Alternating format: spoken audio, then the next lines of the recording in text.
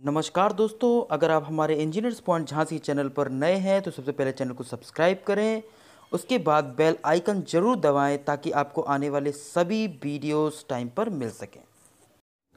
Series resonance based ये बहुत ही शानदार क्वेश्चन है जिसमें हमें दो सर्किट फिल्टर के दिए हुए हैं। इन फिल्टर के बैंडविड्थ का अनुपात निकालना है। चलिए देखते हैं। नमस्कार दोस्तों, ये सीरीज रेजोनेंस सर्किट के कंसेप्ट के बेस पर एक बहुत ही शानदार सा क्वेश्चन जिसमें आप देख सकते हैं दो फिल्टर हमें सीरीज रेजोनेंस के केस में दिए गए हैं और इन दोनों फिल्टर में हमें बैंडविड्थ निकालकर इसका अनुपात निकालना है। तो जैसा कि आप देख सकते हैं, two series resonance filter are as shown in the figure.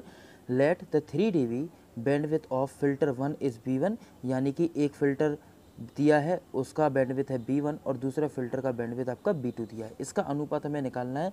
The value of B1 upon B2 is, तो 4 1 1/2 1/4। तो हम लोग क्या करेंगे, दोनों केस को पढ़ने वाले हैं यहाँ पे, फिल्टर 1 और फिल्टर 2, और इन दोनों का बैंडविड्थ निकालेंगे और इसका रेशियो निकालेंगे। इसके बाद हमें इसका आराम से B1 अपॉन B2 फाइंड कर लेते हैं। चलिए हम लोग देखते हैं। जैसा कि आप देख सकते हैं फिल्टर 1 हमको दिया है और ये एक सीरीज RLC का नेटवर्क है और सीरीज RLC सर्किट के केस में नॉर्मल इक्वेशन यहाँ पे बनती है कि हम लोग जो इक्वेशन पढ़ते थे S² plus R upon L S plus 1 upon LC equals to 0। ये सभी बच्चों को पता होना चाहिए।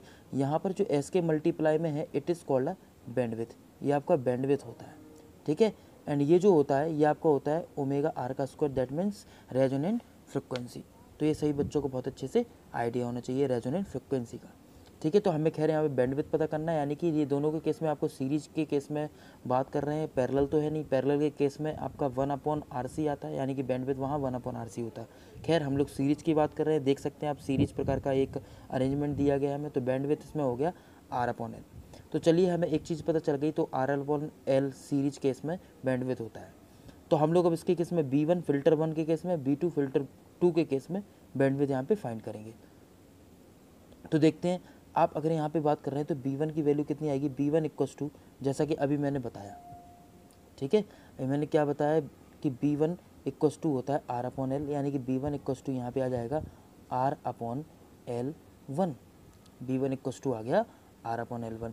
इसी प्रकार से आप V2 निकालेंगे तो यहाँ पे B2 की वैल्यू आ जाएगी B2 equals to R upon L2, और यहाँ पे L2 की वैल्यू आपको दी गई है L1/4, यानी कि R अपॉन L1/4। तो L1/4 यानी कि आपका 4 ऊपर चला जाएगा, ठीक है। तो यहाँ पे हो जाएगा 4, ठीक है ना, इस प्रकार से। तो इतनी बात सभी को क्लियर हो गई। तो हम लोग इसमें आगे अब समझने वाले हैं कि इसका अनुपात किस प्रकार से निकालेंगे। जैसे कि आपने देखा कि B1 इक्वस टू R/L1 आ रहा है और ये आपका 4R/L1 आ रहा है, तो बहुत ही आसान सा हो गया अब। तो देखिए आराम से हम लोग इसे निकाल सकते हैं और निकालने का तरीका सिंपल है। इसी तरीके से जैसे कि B1 अपॉन B2 आपको पता चल गया है कि ये आ रहा है R अपॉन L, और B2 के केस में आ रहा है 4R अपॉन L, यानी कि L1 आपको दिया था ना, मैं L1 यहाँ पे लिख दे रहा हूँ उसके केस में।